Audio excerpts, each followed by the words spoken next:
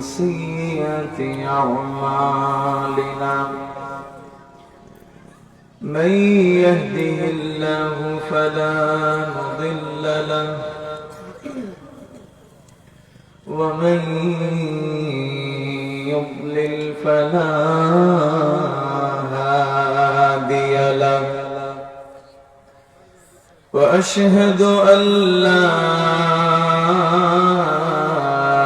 إله إلا الله وحده لا شريك له وأشهد أن سيدنا وسندنا ونبينا وشفيعنا وحبيبنا وطبيبنا وطبيب قلوبنا ومولانا محمد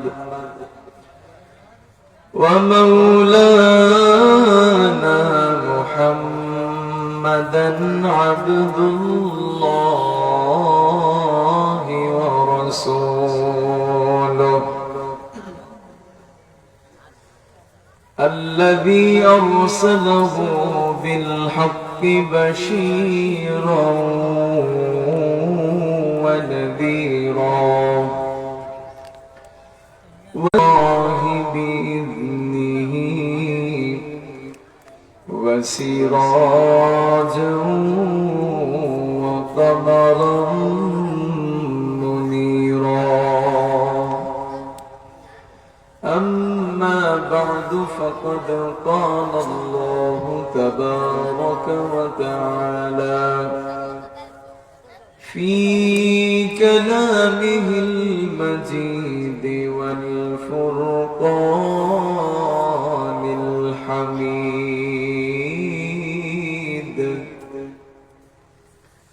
أعوذ بالله من الشيطان الرجيم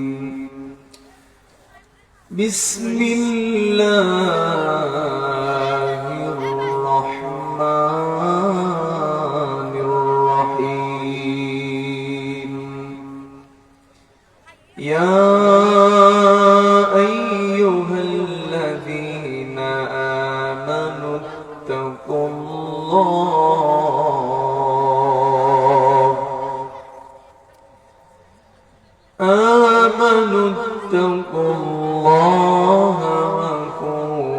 وكونوا مع الصادقين وقال تعالى لئن شكرتم لأزيدنكم ولئن كفرتم إن عذابي لشديد وقال تعالى في شان حبيبه ومحبوبه ومعشوقه آمرا ومخبرا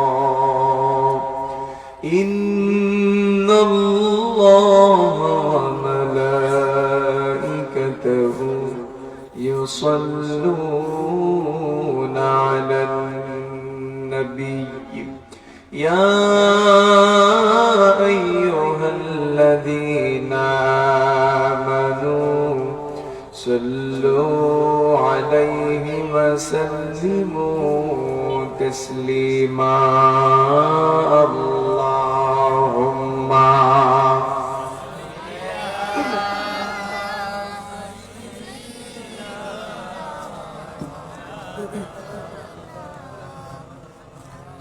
وعلى آل سيدنا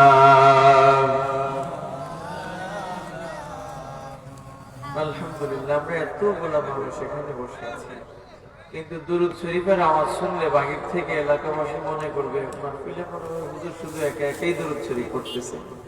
এটা কি সত্য? কথা বলেন না, এটা কি সত্য? একটু মহব্বতে দরুদ শরীফ পড়া যায় না ভাই? আল্লাহর হাবিব নূর নবী মুহাম্মদ সাল্লাল্লাহু আলাইহি ওয়াসাল্লামের শান মোবারকে কেউ যদি মহব্বত নিয়ে ভালোবাসা নিয়ে এক মর্তবা, মাত্র এক মর্তবা দরুদ শরীফ পড়ে, আল্লাহ রাব্বুল আলামিন সেই বান্দার জীবনের 10টা গুনাহ মাফ করে দেন। বলি না সুবহানাল্লাহ?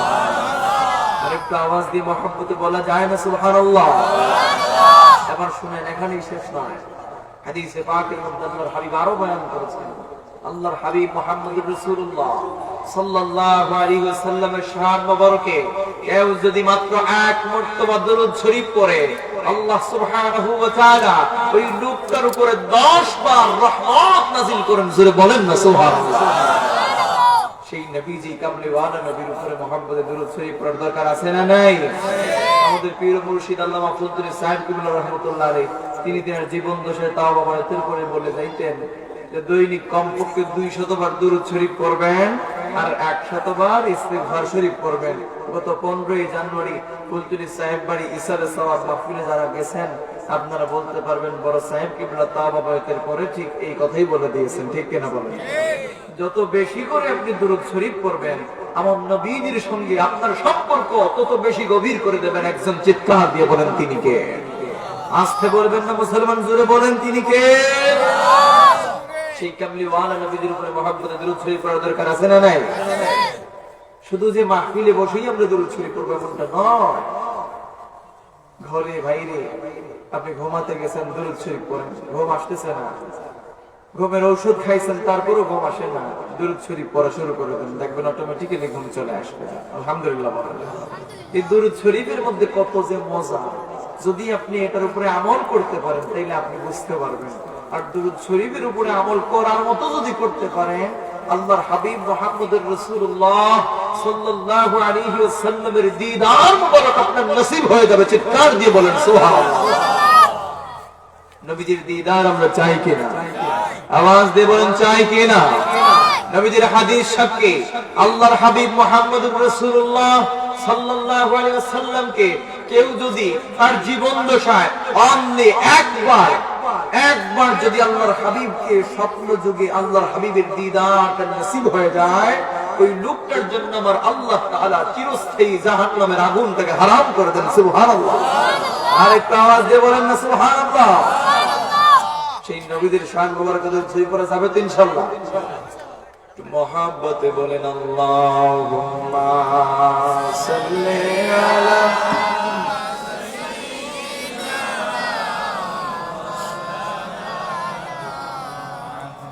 ওয়া আলা আলি সাইয়্যিদিনা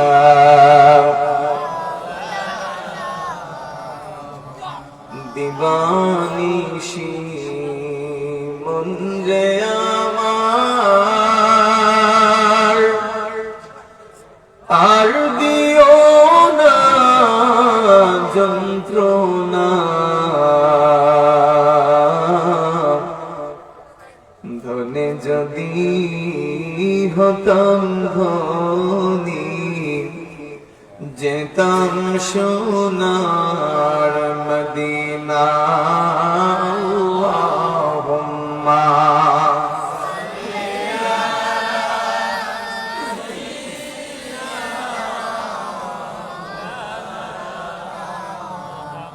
ওয়া আলা আলি সাইয়্যিদিনা।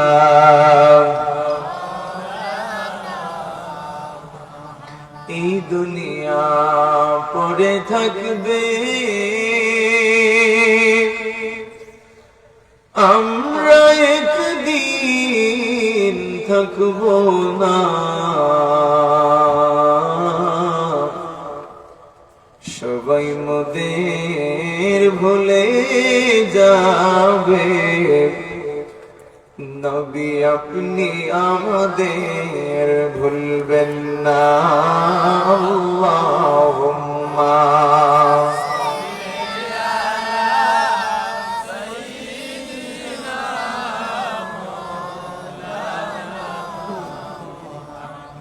ওয়া আলা আলি সাইয়্যিদিনা।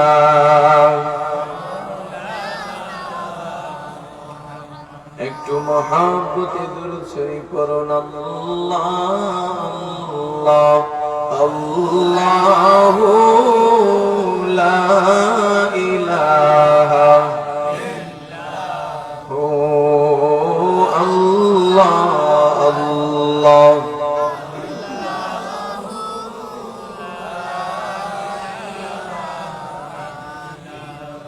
অন্ধকার কবরের মাঝে আপন কেউ তো নাই, অন্ধকার কবরের মাঝে আপন কেউ তো নাই। দয়াল নবী দয়া করে, দয়াল নবী কাছে দিও ঠাই নবীজি। আল্লাহ আল্লাহ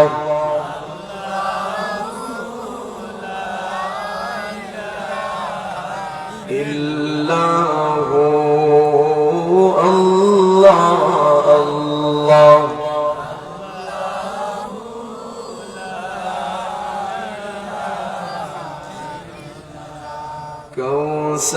কৌসারের মালিক আপনি, কোরআনে প্রচার।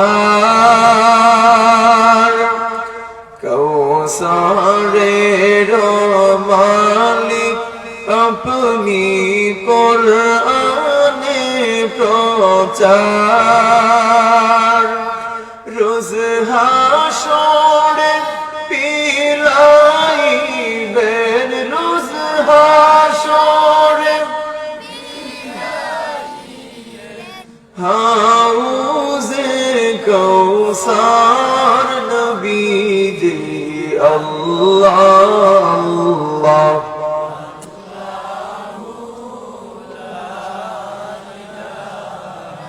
ইল্লাহু আল্লাহ আল্লাহ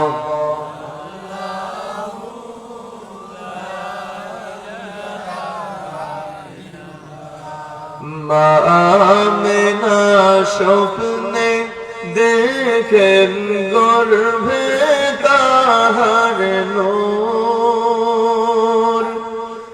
মা আমেনা স্বপ্নে দেখেন গর্ভে তাহার নূর।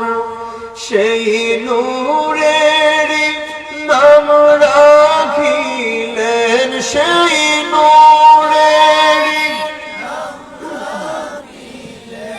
মুহাম্মদ রাসূল নবীজি। আল্লাহ আল্লাহ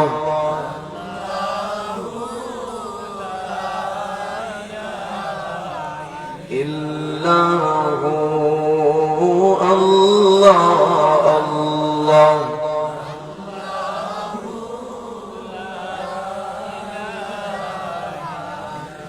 লা ইলাহা ইল্লাল্লাহ মুহাম্মাদুর রাসূলুল্লাহ সাল্লাল্লাহু আলাইহি ওয়াসাল্লাম। অধ্যকার সাতপাড়া সদরপুর হাফিজিয়া মাদ্রাসার উদ্যোগে বার্ষিক ইসলামী সুন্নি মহাসম্মেলন ও পাগড়িদান অনুষ্ঠানের মঞ্চে উপস্থিত সম্মানিত সভাপতিবৃন্দ, আজকের মাহফিলের সম্মানিত প্রধান অতিথি বিশিষ্ট আলেমে দ্বীন মুফাসসিরে কোরআন হযরত মাওলানা সমীর উদ্দিন সাহেব, অবসরপ্রাপ্ত অধ্যক্ষ ইকরছড়ি সিনিয়র আলিম মাদ্রাসা সহ দিগর উলামায়ে কেরাম, যারাই আলোচনা করেছেন আর যারা করবেন, আল্লাহ রাব্বুল আলামিন প্রত্যেকের আলোচনা যেন কবুল করেন, মঞ্জুর করেন।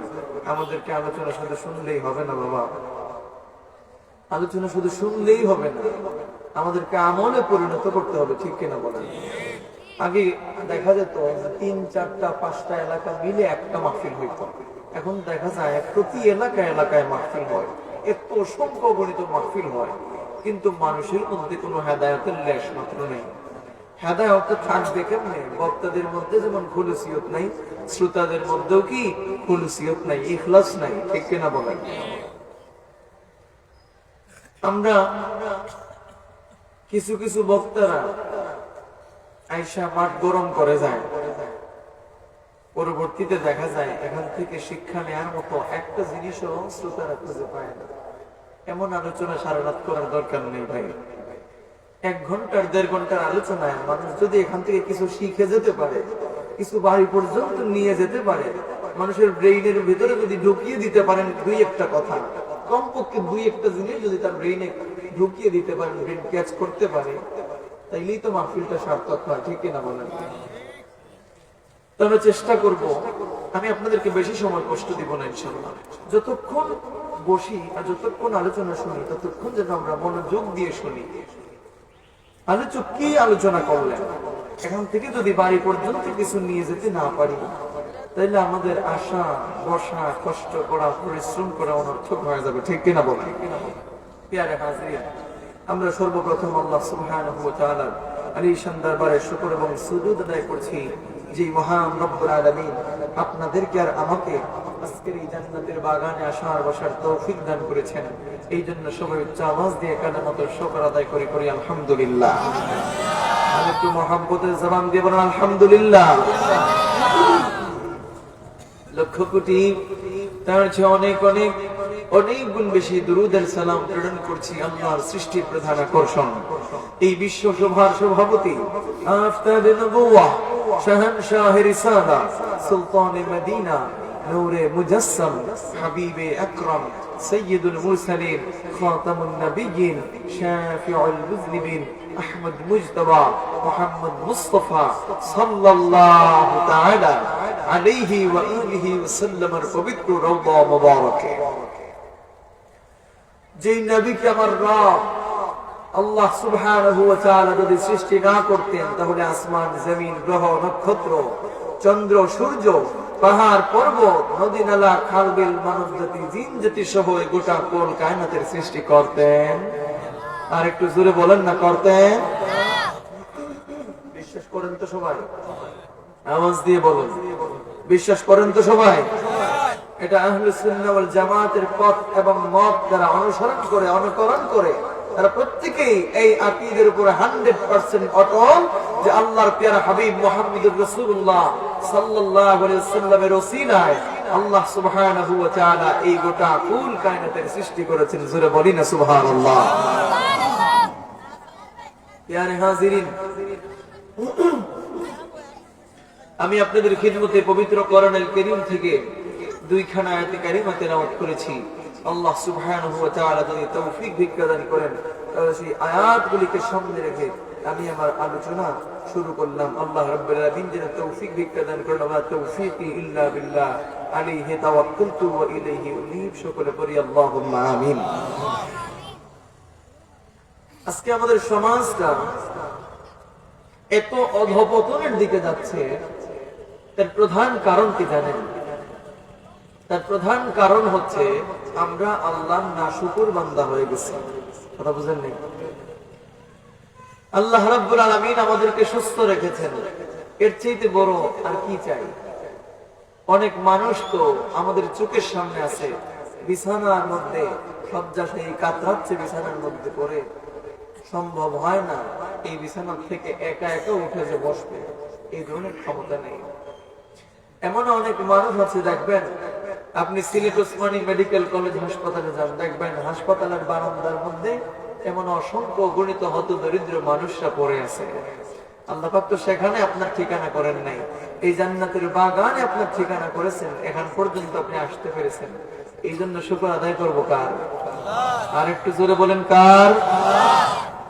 এবার দেখেন, গেল একটা বিষয়। আজকাল আমাদের মানুষরা মানুষেরও শুকর আদায় করে না, আর যে মানুষ মানুষের শুকর আদায় করে না, সে তো আল্লাহরও শুকর আদায় করে না। এবার জিজ্ঞেস করবেন, হুজুর মানুষ আবার মানুষের শুকর কেমনে আদায় করে? আমার ভাইয়েরা শুনেন, একটা বাড়ি যদি আপনার নির্মাণ করতে হয়, সেই বাড়িটা আপনি নিজে নিজেই নির্মাণ করতে পারবেন না, সেই নির্মাণ কাজের জন্য নিশ্চয়ই আপনার শ্রমিকের প্রয়োজন হবে, ঠিক কিনা বলেন? সেই শ্রমিকের হাতের কেরেশমা দিয়ে মাথার গাম পায়ে ফেলে কঠোর পরিশ্রম করে সুন্দর সুসজ্জিত করে আপনার জন্য বাড়ি তৈরি করে দিবে। তাইলে যে শ্রমিকের মাধ্যমে আপনি এত সুন্দর বিলাসবহুল বাসার মধ্যে ঘুমাতে পারলেন, করতে পারতেছেন, সেই শ্রমিকের শুকর আদায় করবেন না? এবার দেখেন, মালিক আদায় করে না শ্রমিকের শুকর, আর শ্রমিকও আদায় করে না মালিকের শুকর। এবার ওই মালিক বেচারা যদি একটা বিল্ডিং এর কাজের জন্য অগ্রগামী না হতো, অগ্রসর না হতো, তাইলে ওই শ্রমিক লোকগুলা কি ওই জায়গার মধ্যে কাজ করতে পারতো? কথা বলেন না? তাইলে শ্রমিকেরও উচিত কি মালিকের শুকর আদায় করা, আর মালিকের উচিত হচ্ছে শ্রমিকেরও শুকর আদায় করা, ঠিক কিনা বলেন? আজ কেউ কারো শুকর আদায় করতে পারবে? ড্রাইভার প্যাসেঞ্জারের শুকর আদায় করে না, প্যাসেঞ্জার ড্রাইভারের শুকর আদায় করে না। শুধু তাই নয় আমার ভাইয়েরা, বর পক্ষের মানুষ কনে পক্ষের শুকর আদায় করে না, আর কনে পক্ষের মানুষরাও বর পক্ষের শুকর আদায় করে না, আছে না নাই? এখন তো বিয়ের মধ্যে এই যে বরের বাবা, তিনি কন্যার বাবাকে বললেন, ভাই সাহেব আমার কিচ্ছু লাগবে না, কোনো চাওয়া পাওয়া নেই। ভালো করে বুঝবেন কথাটা, যে ভাই সাহেব আমার কোনো চাওয়া পাওয়া নেই, তবে দামান সে তো আপনার ছেলে, সে তো দামান না। ছেলের অনেক আফসোস ছিল, একটা জিক্সার মনোটন সাইকেল চালাবে, আমি দিতে পারি নাই।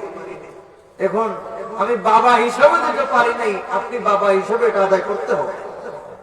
একমত? একমত? বুঝেন নাই? এটা কি একমত?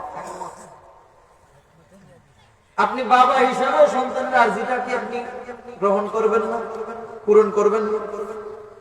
এবার তো কনের বাবা পড়ছে মাইনকার চিপায়, বুঝেন নাই? ফাটা বাসের চিপায় পড়ছে। এবার বলে কি, ভাই সাহেব প্রথমে বললো কিচ্ছু লাগবে না, একটা জিক্সার মনোটন সাইকেল যদি মার্কেট থেকে কিনতে হয় মিনিমাম 2 লক্ষ টাকার উপরে দরকার, আছে না নেই? তাইলে সোজা খাইলাম না ঘুরাইয়া খাইলাম, বুঝেন নাই? সোজা খাই না ঘুরাইয়া খাই। ওই যে এটা কি সাতপাড়া সদরপুর থেকে লামা কাজী হয়ে টুকের বাজার হয়ে ওই ঘুরাইয়া ঘুরাইয়া আইসা রশিদপুর হয়ে আবার সদরপুর, এভাবে ঘুরাইয়া খাই, সরাসরি খাই না।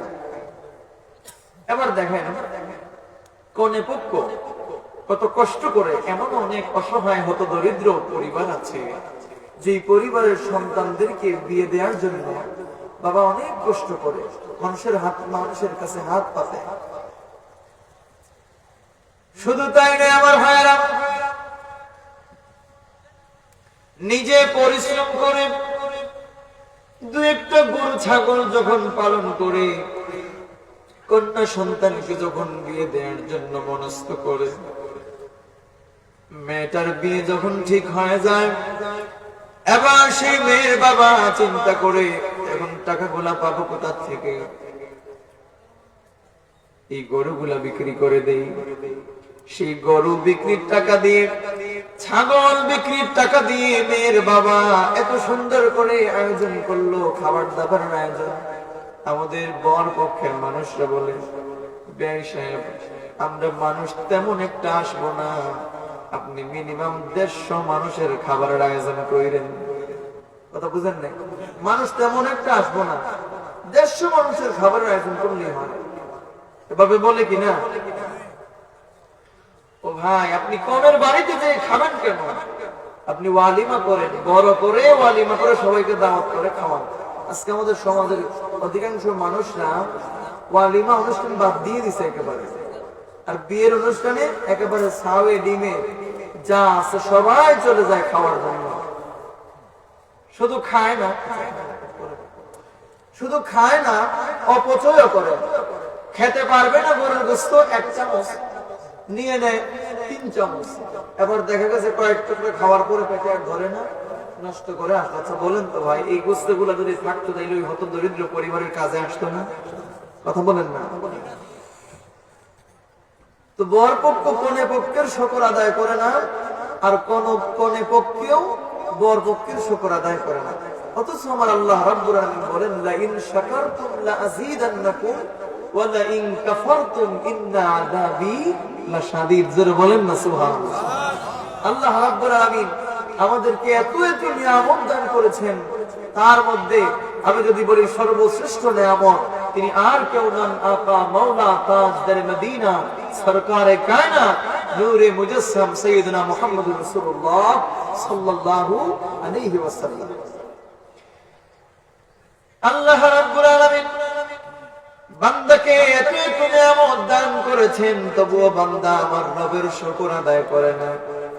এমন অনেক অসংখ্য অগণিত মানুষ আমাদের সমাজের মধ্যে বসবাস করে, যারা তাদের জীবন দশায় একদিন ভুল করে হুসট খেয়েও পশ্চিম দিকে পড়ে না, নামাজ পড়বে তো দূরের কথা। কিন্তু এই সমস্ত লোকদেরকেও তো আমার আল্লাহ আহার দেন। সুবহানাল্লাহ বলেন। আল্লাহ কি চাইলেই তার রিজিক বন্ধ করে দিতে পারতেন না? আল্লাহ চাইলেই কি তাকে পঙ্গু বানিয়ে দিতে পারতেন না? আল্লাহ চাইলেই কি তাকে অন্ধ বানিয়ে দিতে পারতেন না? কিন্তু দেন না কেন? আমার আল্লাহ চান যে দেখি আমার বান্দাটা আমার কাছে নাকি ফিরে আসে, আমার কাছে কি আমার বান্দাটা ফিরে আসে। আমাদের উচিত হচ্ছে সদা সর্বদা সর্বাবস্থায় আমরা আমাদের রবের শুকর আদায় করব। আমার আল্লাহর শুকর যদি আমরা আদায় করার মতো করতে পারি, আল্লাহ সুবহানাহু ওয়া তাআলা সেই নিয়ামতের মধ্যে বহু গুণে বরকত বাড়ায় দেবেন। আর যদি আল্লাহর নিয়ামতের শুকর আদায় আমরা করতে পারি না, আমার আল্লাহ রাব্বুল আলামিন সেই নিয়ামত ছিনিয়ে নিয়ে আমাদের উপরে আযাব নাযিল করে দিবেন। কথা বলেন ঠিক কিনা? এবার আসেন, আল্লাহ তাআলা যে নিয়ামত দান করেন বান্দাকে, সেই নিয়ামত কয় প্রকার? নিয়ামত হচ্ছে দুই প্রকার। কথা বলেন কয় প্রকার? আজকে কিন্তু শিখে যেতে হবে এই জিনিসগুলো, ক্লাসের মতো করে আলোচনা করব। আমার সাথে বলবেন নিয়ামত কয় প্রকার? দুই প্রকার। এক নাম্বার নিয়ামত হচ্ছে আম নিয়ামত, আর দুই নাম্বার নিয়ামত হচ্ছে খাস নিয়ামত। সুবহানাল্লাহ বলেন। এই আম নিয়ামত কি? আম নিয়ামত হচ্ছে ব্যাপক নিয়ামত, যে নিয়ামত আল্লাহ সবাইকে দান করেছেন। সুবহানাল্লাহ বলেন। হিন্দু, বৌদ্ধ, খ্রিস্টান সহ যত ধর্মের লোক আছে সবাইকে আল্লাহ রাব্বুল আলামিন এই আম নিয়ামত দান করেছেন। সুবহানাল্লাহ। এই আম নিয়ামতের অন্তর্ভুক্ত কি কি?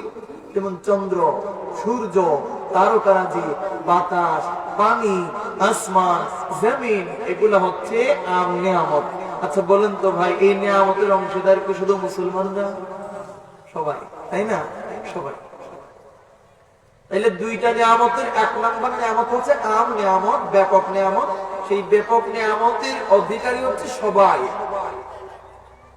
আর খাস নিয়ামত যেটা দুই নাম্বার যেটা নিয়ামত, সেই দুই নাম্বার নিয়ামত হচ্ছে ঈমান, তাকওয়া, কোরআন। এগুলো হচ্ছে খাস নিয়ামত। সুবহানাল্লাহ বলেন। এই ঈমান নামক নিয়ামত কি সবার আছে? শুধু মুসলমান হলেই কি মানুষ ঈমানওয়ালা হয়ে যায়? মুসলমান হলেই কি মানুষ মুমিন হয়ে যায়? الإيمان تصديق محمد صلى الله عليه وسلم وبما جاء به من الدين ضرورا جربنا الله أكبر। আমার প্রিয় ভাইয়েরা, এই ঈমান নামক নিয়ামতের দরকার আছে না নাই? সেই ঈমান আমাদেরকে অর্জন করতে হবে।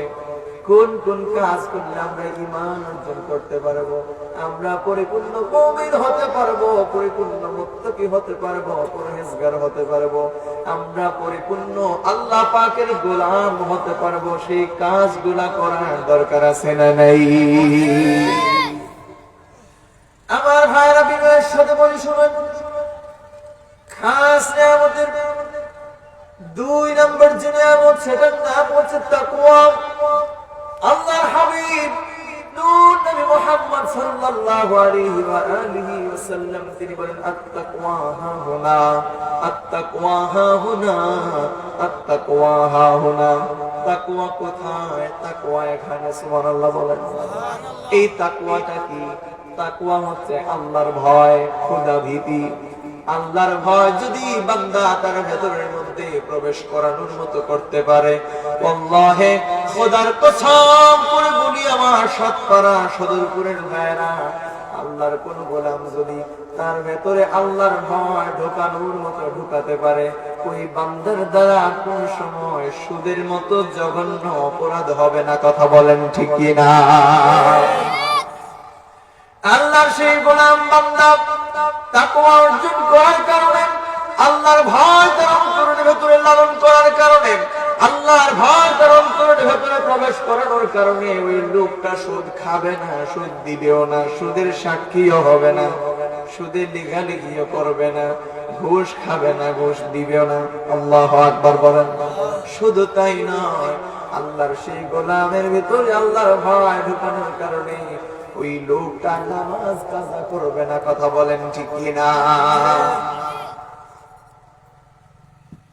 আমার ভাইরা বিনয়ের সাথে বলি শুনেন, আল্লাহর যে গোলাম বান্দা তার ভেতরের মধ্যে আল্লাহর ভয় জাগ্রত করে, আল্লাহর ভয় তার অন্তরের মধ্যে লালন করে, ওই লোকটা অন্যের হক নষ্ট করে না, অন্যের উপরে জুলুম করে না, চুরি করে না, ডাকাতি করে না, খুন খারাপি করে না, ইফটিজিং করে না, দর্শন করে না, রাহাজানি করে না, মদ্যপান করে না, গাঁজা সেবন করে না, ইয়াবা সেবন করে না, হেরোইন সেবন করে না, মাদক দ্রব্য সেবন করে না। কার ভয়ে? আস্তে বইলেন না, আওয়াজ করে বলেন কার ভয়ে? সেই আল্লাহর ভয়টা যদি বান্দা তার ভেতরের মধ্যে প্রবেশ করানোর মতো করাতে পারে, খোদার কসম করে বলি ওই বান্দার দ্বারা কোন ধরনের কোন পাপ কার্য অপকর্ম করা সম্ভব নয়। আমরা কোরবানির পশু হাটে যখন যাই, যাওয়ার পরে দেখা যায় অনেক মানুষ কি করে, প্রতিযোগিতা করে। আমার পাশের বাড়ির কুদ্দুস আলী ভাই 1,50,000 টাকা দিয়ে কোরবানির পশু কিনছে। এই বছর আমি যদি 1,80,000 দিয়ে না কিনি, তাইলে মানুষজন কি বলবে? কথা বোঝেন নাই? লোকজন কি বলবে? তার চাইতে তো আমার টাকা পয়সা কোনো অংশে কম না। এই কম্পিটিশন করার কারণে ওই বান্দার দ্বারা রিয়া হয়ে গেল। তার মুখ্য উদ্দেশ্য হচ্ছে লোক দেখানো, লোকদেরকে দেখাবে। কিন্তু আমার আল্লাহ রাব্বুল আলামিন লোক দেখানো ইবাদত পছন্দ করেন না। জোরে কোন না সুবহানাল্লাহ। আমার আল্লাহ রাব্বুল আলামিন অংশীদার সাব্যস্ত করাকে তিনি পছন্দ করেন না। জোরে বলেন না আল্লাহু আকবার। এই যে কোরবানি আপনি করলেন, لن ينال الله لحومها ولا دماؤها ولكن يناله التقوى منكم سبحان الله। আপনি যে কোরবানি করলেন, সেই কোরবানির গোশত, রক্ত, এগুলা কোনো কিছুই তো আমার রবের দরবারে পৌঁছায় না, বরং আমার আল্লাহ সুবহানাহু ওয়া তাআলার আলিশান দরবারে পৌঁছায়। ওয়ালাকিন ইয়ানালুহু তাকওয়া মিনকুম।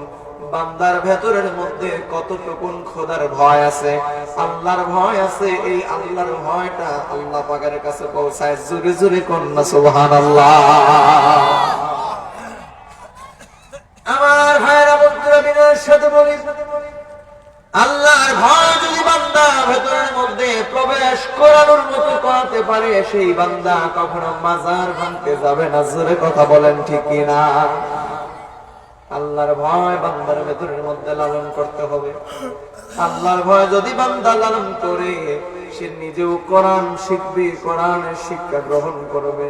শুধু তাই নয়, তার সন্তান সন্ততি, আত্মীয় স্বজন, পাড়াপড়শি যারা আছে, সবাইকে কোরআন শিক্ষা করার জন্য অহরহ তাগিদ করবে। জোরে কথা বলেন ঠিক কিনা? আমার সম্মানিত ভাইরা শুনুন, এবার আসেন 3 নম্বর। 3 নম্বর হচ্ছে কোরআন। আল্লাহর কোরআনটা এমন একটা বাণী, কোরআনটা হচ্ছে মধুর বাণী। এই কোরআন যদি বান্দা তেলাওয়াত করার মতো করতে পারে, বান্দা কোরআন তেলাওয়াত করলে খুশি হন একজন, আওয়াজ করে বলেন তিনি কে?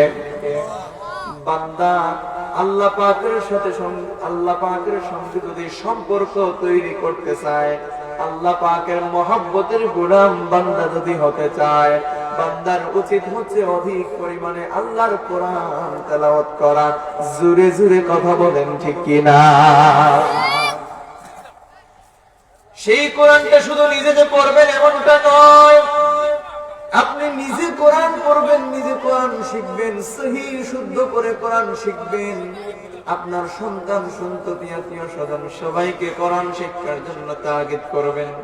এই যে সাতপাড়া সদরপুর হাফিজিয়া মাদ্রাসা, সেখানে আমার ভাইরা বললেন খামিসের সেন্টার আছে, আলহামদুলিল্লাহ বলেন। সেই সেন্টারে ভর্তি হবেন।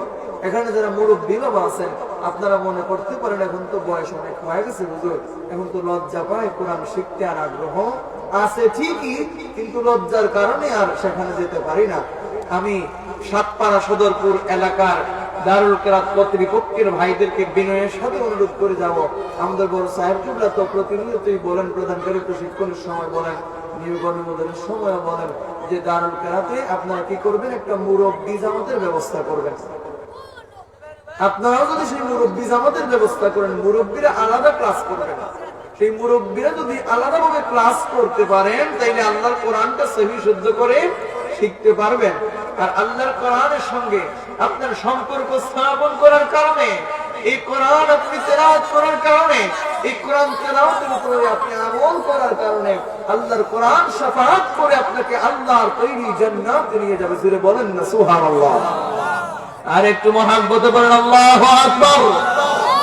কোরআন শিক্ষা করার দরকার আছে না নাই? আপনারা মুরব্বী বাবারা যারা আছেন, যারা কোরআন শিখেন নাই, পড়েন নাই, ভর্তি হবেন তো ইনশাআল্লাহ। একটু সময় দিবেন বাবা। এই 60 বছর 70 বছর 80 বছর পার করে দিয়েছেন দুনিয়ার জন্য, দুনিয়ামুখী হয়ে হায় দুনিয়া বলে বেহুশ হয়ে গেছে, এই দুনিয়ার জন্য পাগল করা হয়ে গেছে। সেই শেষ সময়ে যদি কিছু সময় যদি আল্লাহর রাস্তায় ব্যয় করতে পারেন, আল্লাহর রাস্তায় শেষ সময় যদি কিছুটা সময় ব্যয় করতে পারেন, আর আমার রবের যদি পছন্দ হয়ে যায়, রবের কাছে দারুল কেরাতে পাঠাবেন তো ইনশাআল্লাহ। ইনশাআল্লাহ। আমার সম্মানিত ভাইরা শুনেন, অনেক মানুষ আমাদেরকে বলে হুজুর এত এত টাকা ইনকাম করি, কিন্তু পরিবারের মধ্যে রহমত নাই, বরকত নাই, অভাব অনটন লেগেই আছে, অভাব অনটন তো দূর হয় না। আমি বিনয়ের সাথে বলবো, আপনি যদি আল্লাহর কোরআন তেলাওয়াত করতে পারেন, সহি শুদ্ধ করে যদি আল্লাহর কালামুল্লাহ শরীফ আপনি তেলাওয়াত করতে পারেন, তাইলে প্রতি রাত্রিতে মাগরিবের নামাজের পরে কোরআন শরীফের 27 নম্বর পারা একটা সূরা আছে, যার নাম হচ্ছে সূরাতুল ওয়াকিয়া। সেই সূরাতুল ওয়াকিয়া শরীফের উপরে আপনি যদি আমল করতে পারেন, খোদার কসম করে বলি ভাই, আপনার ঈমান আকীদা যদি ঠিক থাকে, আপনার আমল আখলাক যদি ঠিক থাকে, আপনার মৃত্যু পর্যন্ত অভাব অনটন আপনার। এই তাকওয়া অর্জন করতে হলে, তাকওয়া অর্জন করবেন কিভাবে? তাকওয়া অর্জন করতে হলে হক্কানি আল্লাহর গোলামদের সান্নিধ্যে যেতে হবে, তাই না? কারণ হক্কানি আল্লাহর গোলামদের সান্নিধ্য যদি আপনি অর্জন করতে পারেন, তাদের সান্নিধ্যে যদি যেতে পারেন, সেখানে আপনি পাবেন আল্লাহর ভয়, সেখানে আপনি কিভাবে গুনাহ বর্জন করবেন সেই সিস্টেম গুলো শিখিয়ে দেওয়া হবে, কি কি আমল করলে জাহান্নাম। আল্লাহ রাব্বুল আলামিন পবিত্র কোরআনুল কারীমের মধ্যে ইরশাদ করেছেন, ইয়া আইয়ুহাল্লাযীনা আমানু তাকুল্লাহ। জোরে বলেন আল্লাহু আকবার। আল্লাহ তাআলা বলেন, হে ঈমানদারগণ, তোমরা আল্লাহ তাআলাকে ভয় করো। দুনিয়ার কোন মন্ত্রী মিনিস্টার রাজা বাদশাকে ভয় করার কথা বলেন নাই। আমার রব আল্লাহ সুবহানাহু ওয়া তাআলা বলে দিয়েছেন, সাহেব ইলেকশনের মধ্যে খরচ করে ফেলে 5 থেকে 10 লক্ষ টাকা, সরকারি বেতন ভাতা হচ্ছে সর্বোচ্চ 5 থেকে 7,000 টাকা। এবার বলেন ওই মেম্বার সাহেব এক নির্বাচনেই যদি 10 লক্ষ টাকা খরচ করলো, তাইলে এই টাকাগুলা কতদিনে সে কুদ্দুস আলী দিতে 500, এবার তিনি দিলেন কত? 1000। এই যে 1000 টাকা দিয়ে আপনি ভোট কিনলেন, আর আপনি যে 1000 টাকা আপনার ভোটটা বিক্রি করে দিলেন, এই ভোটটাও তো একটা আমানত। কথা বুঝেন নেই? এই ভোটটাও কি আমানত। এই আমানতের খেয়ানত করা যাবে না, এই আমানত যথায় সেথায় ব্যয় করা যাবে। আমানত জায়গা বুঝে আপনি দিবেন, মানুষ বুঝে আপনি ভোট দেবেন। আপনার এলাকার মধ্যে কোন ইসলামিক মাইন্ডেড কেউ যদি, কোন পার্সন যদি নির্বাচন করতে দাঁড়ায়, তাইলে কোরআনের শিক্ষা যদি তার মধ্যে থাকে, হাদিসে নববীর শিক্ষা যদি তার মধ্যে থাকে, তাহলে নির্দ্বিধায় করছে, তখন আপনি তার পাশ দিয়ে চলে যাবেন, তাকে সালাম দিবেন, সালামের জবাবটাও দিবেন। আছে না নাই? কথা কি মিথ্যা বললাম? কোন এক প্রয়োজনে আপনি তার কাছে গেলেন, যাওয়ার পরে তিনি কি বললেন, অমুক মেম্বার সাহেব, এমন একটা বিপদের সম্মুখীন হয়ে আপনার কাছে আসছি, আমার সেই বিপদটাকে সমাধান করে দেন। সে লোকটা এমন ভাবে আপনার সাথে কথা বলবে, মনে হবে যে জীবনে কোনোদিন আপনার কাছে চোখেই দেখে নাই, আজকে প্রথম আপনাকে দেখছে, আপনার সাথে প্রথম পরিচয় হয়েছে। এভাবে বলে কিনা ভাই? এভাবে বলার কারণও আছে, কারণ আমরা টাকার কাছে যদি বিক্রি না করতাম আমাদের ভোট, তাইলে ওই লোকগুলাও এত পাওয়ার নিয়ে কথাবার্তা বলার সুযোগ পেত। এই জন্য টাকা খেয়ে কত বলতে, সেই সত্যবাদী লোকরা হচ্ছেন আউলিয়ায়ে কেরামরা। সুবহানাল্লাহ বলেন।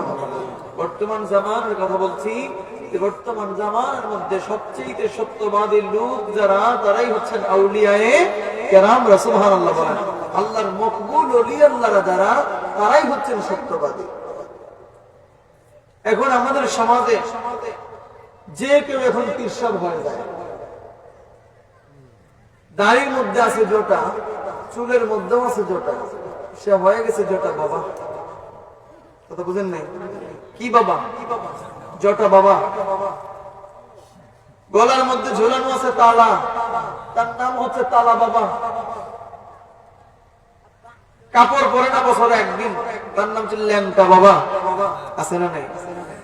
একটু জান না, হযরত শাহজালাল মুজাদ্দিদ আহমদ রাহমাতুল্লাহ আলাইহি জানেন, এত বড় বিশাল গলা দিয়ে একজন পড়ছে সিজদা, নাউজুবিল্লাহ বলেন, সিজদায় পড়ছে, পরে অনবরত এই বিশাল গলা দিয়ে চিৎকার চেঁচামেচি করতেছে। আমরা কার কদমে মস্তক অবনত করব? জোরে বলেন না।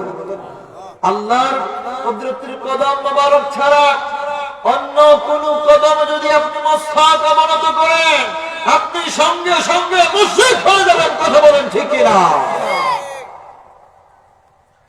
আর মুশরিকের ঠিকানা কোথায় হয় এটা জানেন তো সবাই ভালো করে। ইন্না শিরকা লাযুলমাত করবেন, সেখান থেকে বরকত হাসিল করবেন। মাজারে যে কোন আউলিয়া কেরামের কাছে কোনো কিছু চাওয়া যাবে? কথা বলেন না। আউলিয়া কেরামের কাছে কোনো কিছু চাওয়া যাবে? চাবেন কার কাছে? আরো জোরে বলেন। আমরা চাইবো আল্লাহ পাকের কাছে। আল্লাহর কাছে যখন আপনি মুনাজাত করবেন, মালিক এত বড় বিপদের সম্মুখীন হয়ে গেছি গো আল্লাহ, আপনি যদি সেই বিপদ থেকে আমাদেরকে উদ্ধার না করেন, আর যাওয়ার কোন জায়গা নেই, বলার মতো আর কেউ নাই গো আল্লাহ। আল্লাহ তাআলা আপনার মকবুল ওলি হযরত শাহজালাল মুজাদ্দিদ ইয়ামানি রাহমাতুল্লাহ আলাইহি ওসিলা নিয়ে আপনার দরবারে ভিক্ষা চাই। আপনার মকবুল ওলি আল্লাহর ওসিলায় আমাদের দোয়া মুনাজাত কবুল করে নাও।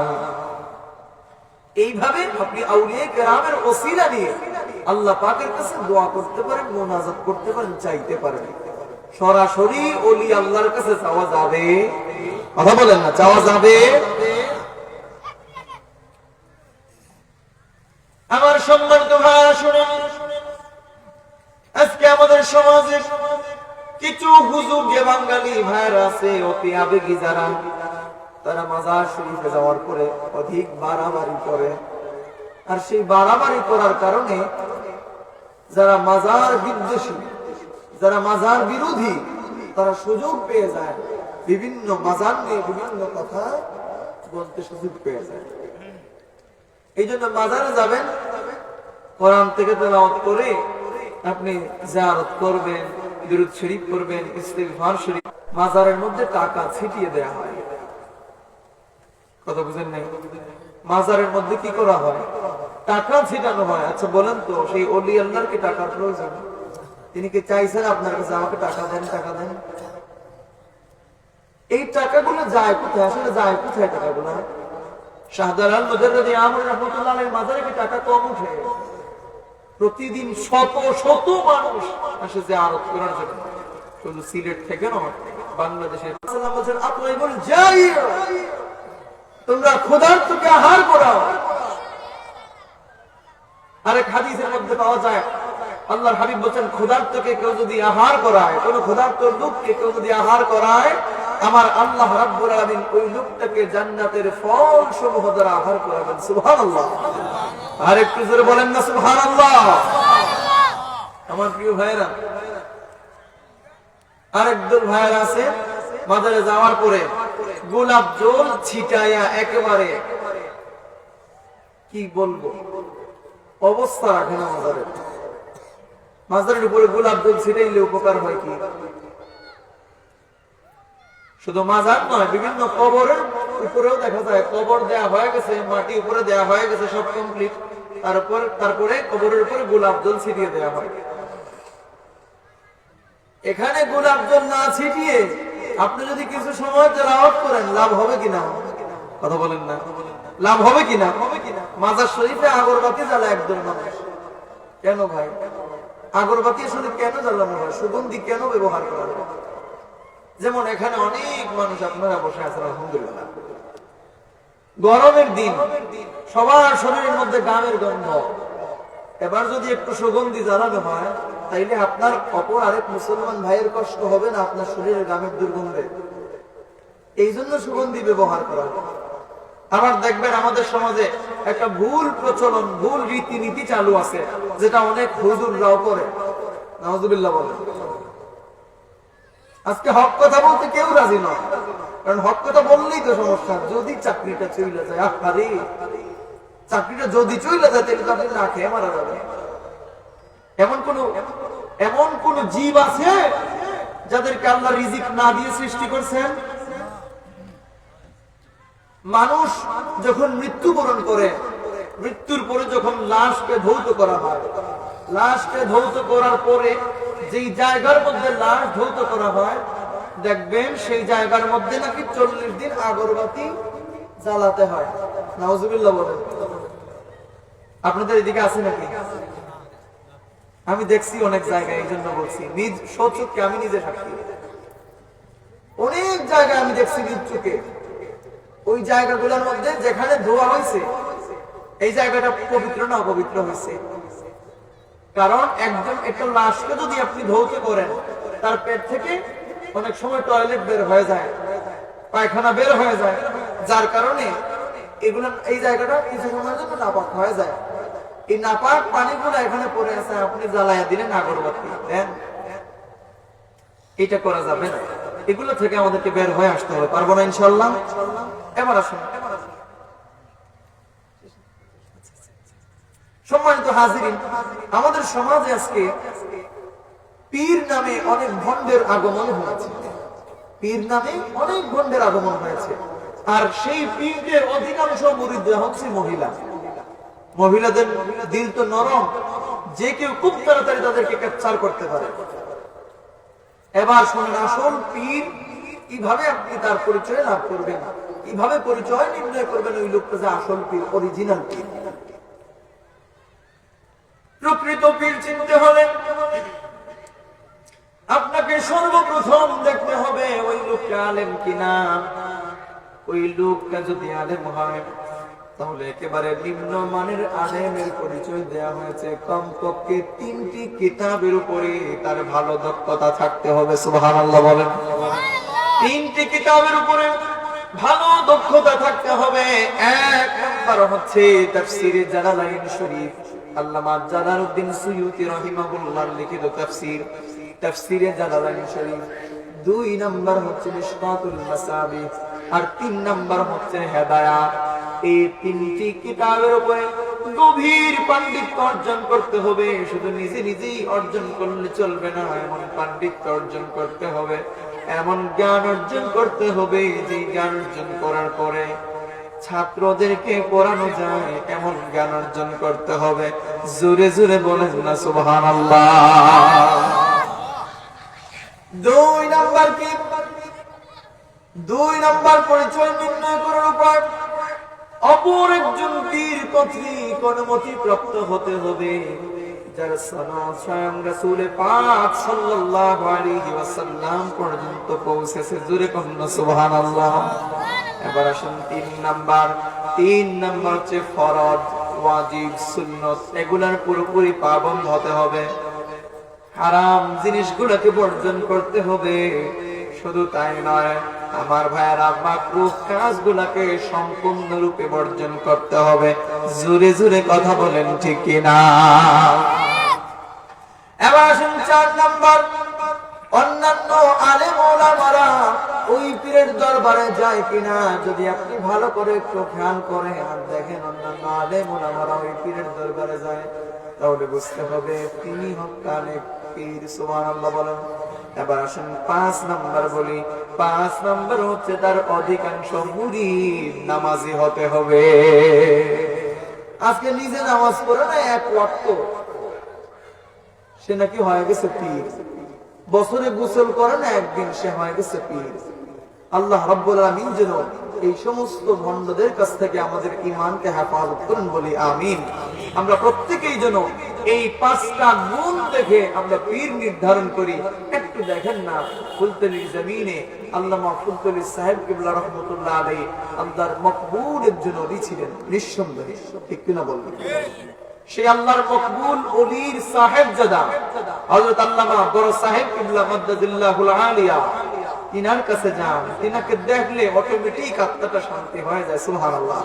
এই যে 15 জানুয়ারি বালাই হাওর, ঐতিহাসিক বালাই হাওর ময়দানে লক্ষ লক্ষ আশিক রাসূলুল্লাহ জমায়েত হয়েছে, একত্রিত হয়েছে। বড় সাহেব কিবলা যখন জিকির করলেন, যখন বড় সাহেব কিবলা কথা বললেন, যখন বড় সাহেব কিবলা তালিম তারবিয়ত পেশ করলেন, একটা মানুষ হতে কথা বলে নাই ভাই, একটা মানুষ কথা বলে নাই। সবাই যেন কিছু সময়ের জন্য নিস্তব্ধ হয়ে গেছে, সবাই যেন কিছু সময়ের জন্য বুবা হয়ে গেছে, কারো জবান দিয়ে কোনো কথা আসে না। সুবহানাল্লাহ বলেন। কানে পীর চিনতে হলে যান একটু ফুলতলির জমিনে, যাওয়ার পরে কয়েকদিন যাওয়া আশা করেন। আমি বলবো না আপনি বড় সাহেবের কাছে গিয়ে মুরিদ হন, আমি আপনাকে একটা রাস্তা দেখিয়ে দিলাম, সেখানে যদি আপনি 3-4 দিন 5 দিন 10 দিন যান, যাওয়া আশা করেন, যদি আপনার ভালো লাগে আর দেখেন এখানে শিরক নাই, কুফর নাই, বিদআত নাই, হারাম কোনো কাজ নাই, এই সমস্ত জিনিস থেকে যদি আপনার নিজের কাছে মনে হয় যে ফুলতলি সাহেব বাড়ি মুক্ত আছে, তাইলে বড় সাহেবের কাছে মুরিদ হন, নতুবা হওয়ার দরকার নেই। আমরা কাউকে, বড় সাহেব কি কাউকে জোর করে মুরিদ করান? সম্মানিত হাজিরিন, আমরা যা কিছু আলোচনা করলাম, আমার রবের দরবারে যেন আলোচনাগুলো কবুল হয়, মঞ্জুর হয়, বলি আমিন। আমাকে নিজে সহ আপনাদের সবাইকে যেন আমল করার তৌফিক দান করেন, বলি আমিন। ওয়া আখিরু দাওয়ানা আনিল হামদুলিল্লাহি রাব্বিল আলামিন। আমার সাইফুর রহমান ভাই সহ আমার ওই যে বসা আছেন, রিকোয়েস্ট করেছেন একটু মুখতসর মিলাদ পড়ার জন্য। আমি সংক্ষেপে মুখতসর মিলাদ পড়ব। পর্তুগাল প্রবাসী জনাব শাহিন মিয়া সাহেব 1000 টাকা দান করেছেন, বলেন না মারহাবা। আল্লাহ রাব্বুল আলামিন যেন প্রবাসী ভাইয়ের দান সদকা কবুল করেন, মঞ্জুর করেন, বলি আমিন। এটা কি তুলা যাবে?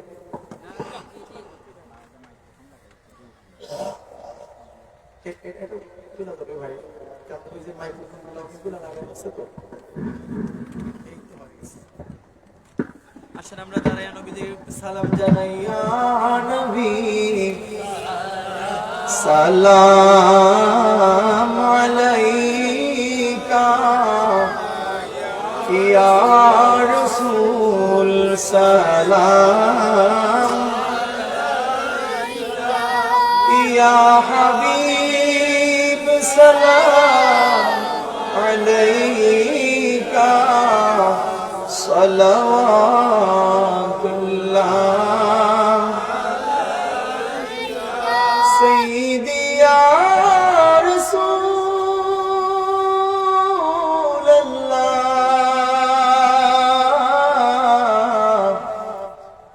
ويا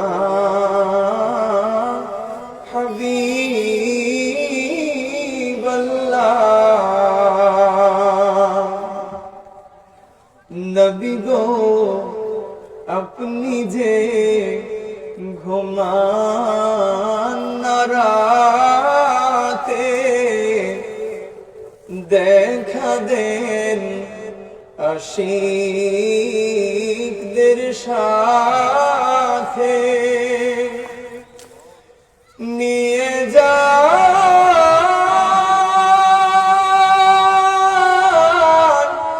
রোজার কিনারে দুরূদ সালাম ভেজিতে ইয়া নবী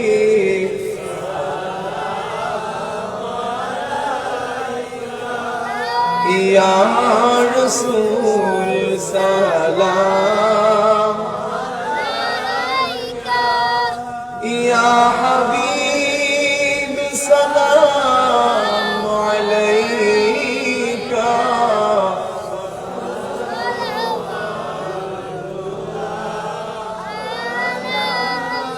سيدي يا رسول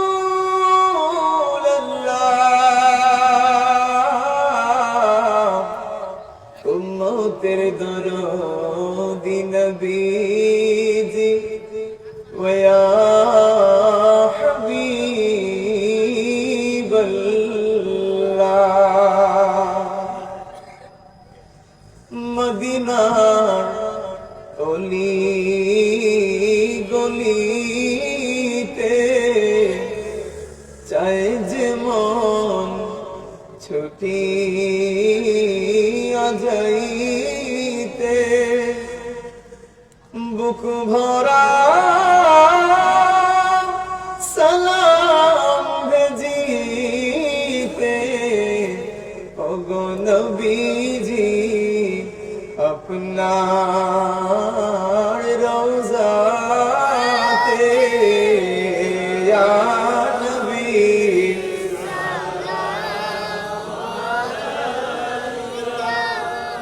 ইয়া রাসূল সালাম ইয়া হাবিব সালাম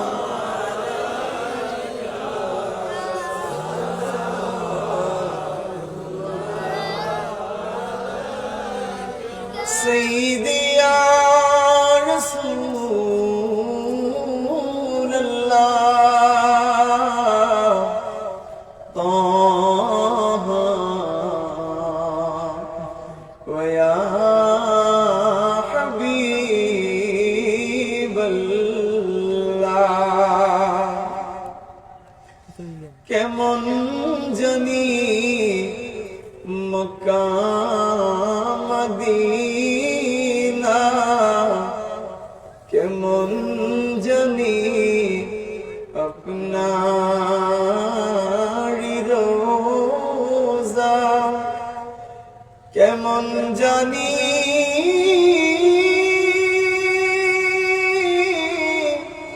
নূরের খাজিনা কেমন জানি আপনার আনোয়ার চেহারা ইয়া নবী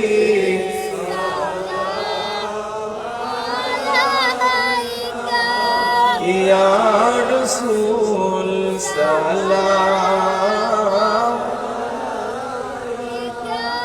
ইয়া হাবিব সালাম আলাইকা صلوات الله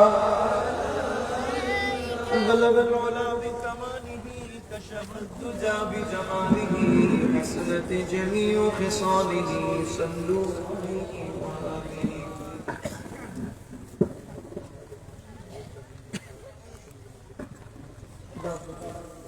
জনাব বাবর মিয়া লন্ডনে প্রবাসী তিনি মাদ্রাসায় 2000 টাকা দান করেছেন বলেন না মারহাবা যেন তিনি হায়াত দারাজ করেন তিনি নেক আমল বেশি বেশি করার তৌফিক দান করেন বলি আমিন আমরা যা কিছু আলোচনা করলাম আল্লাহ রাব্বুল আলামিনের দরবারে যেন আমাদের আলোচনাগুলো কবুল হয়, মঞ্জুর হয়, সকলে পড়ি আমিন। আস্তাগফিরুল্লাহ ইন্নাল্লাহু গফুরুর রহিম। আস্তাগফিরুল্লাহ ইন্নাল্লাহু গফুরুর রহিম। أستغفر الله ربي من كل ذنب وأتوب إليه لا حول ولا قوة إلا بالله العلي العظيم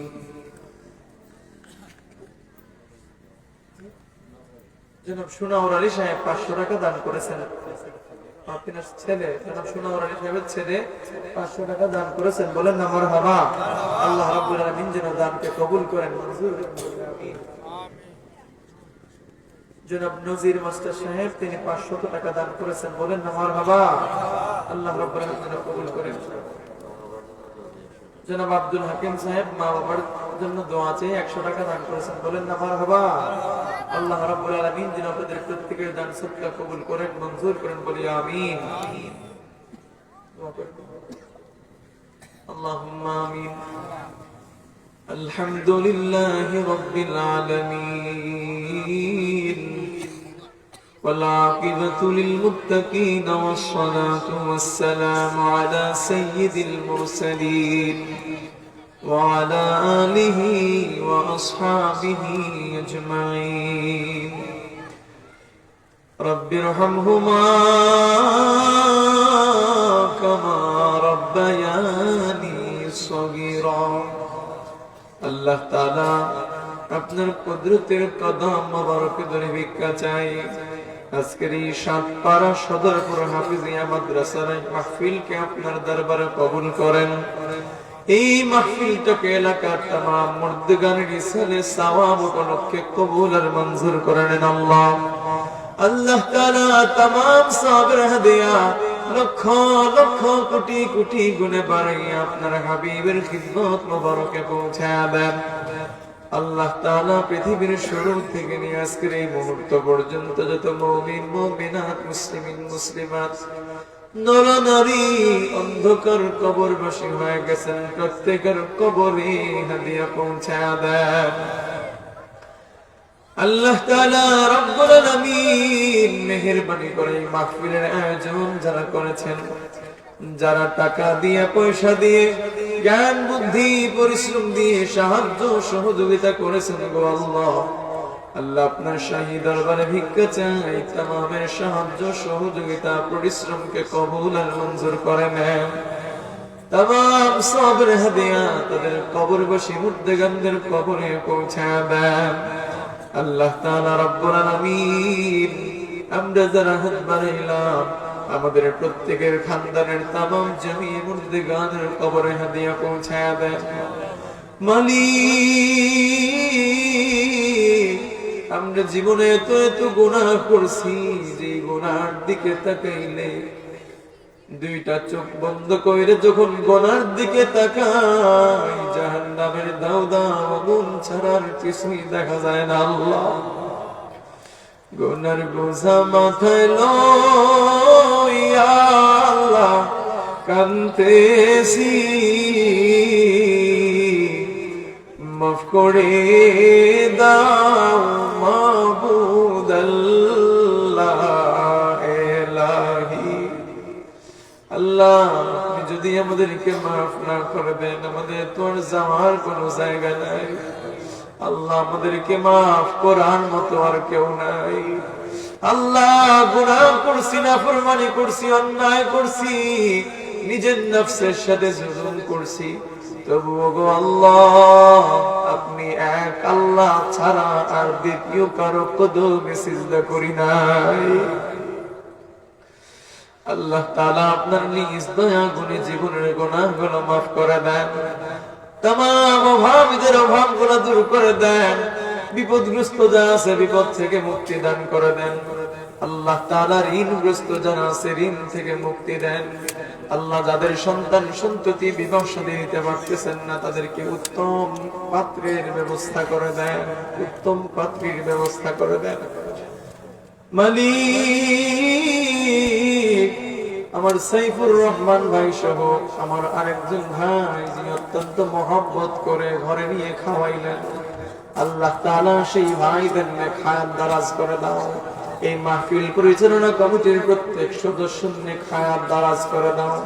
দিলের নেক তামান্না গুনাহ পুরা করে দাও। আপনার হাবিবের দিদারে মুস্তাফা আমাদের ভাগ্যে জীবনে বারবার নসিব করে দাও। ওয়া সাল্লাল্লাহু তাআলা আলা খায়রি খালকিহি ওয়া নূরি আরশিহি সাইয়্যিদিনা মুহাম্মাদিন ওয়া আলা আলিহি ওয়া আসহাবিহি আজমাইন بوسيلة سيد المرسلين بحق لا إله إلا الله محمد رسول الله صلى الله عليه وسلم. السلام عليكم ورحمة الله وبركاته.